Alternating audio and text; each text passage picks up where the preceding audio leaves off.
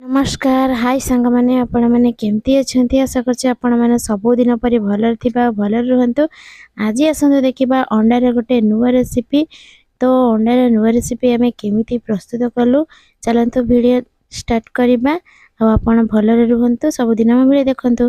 तो ये आम किसी बतक अंडा नहीं अंडा को भल भाव हलदी आउ अल्प टिके लुण पकईकी अल्प टिके लुण पकईकी भल भाव मिक्स करदेलु।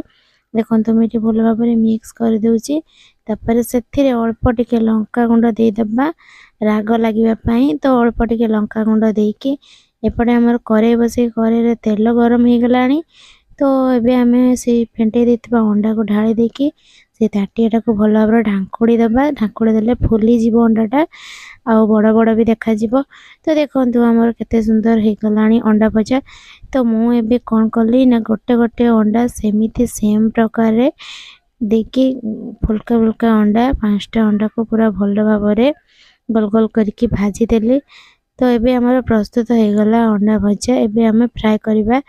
तो फ्राई पाई गोटे कड़ाई से अल्प किछि तेल और अल्प किछि जीरा और से काटिकी रखी कटा पियाज पकईकी भल भाव भाजी दे सारा पियाज आमर हो गला अल्प किछि कंचा लंका और काश्मीर चिली लंका पाउडर और आमर हलदी गुंड धनिया गुंड बेसी किसी मसला यूज कराइनी। और टमाटो बिना टमाटर रे भी प्रस्तुत होइछि। आपण माने चाहिले टमाटो भी पकई पारिबे। आउ एठी लास्ट रे टिके अदा रसुण छेंचा को भल भाव देकी मुझे टिके भल भाव कषी देली। कषी दे सारा अल्प अल्प करके पानी जी आवश्यक से दे देती। तो ये अल्प पानी देली और टिके पानी दे देछि। मु पानी आउ टिके देकी भल भाव मिक्स करदेली। मुझे फुटवा जाए रखी ना अंडा कहीं अल्प पानी देछि। फुटिला अंडा पकई सारा को पानी सब सुखी जाइथिबो।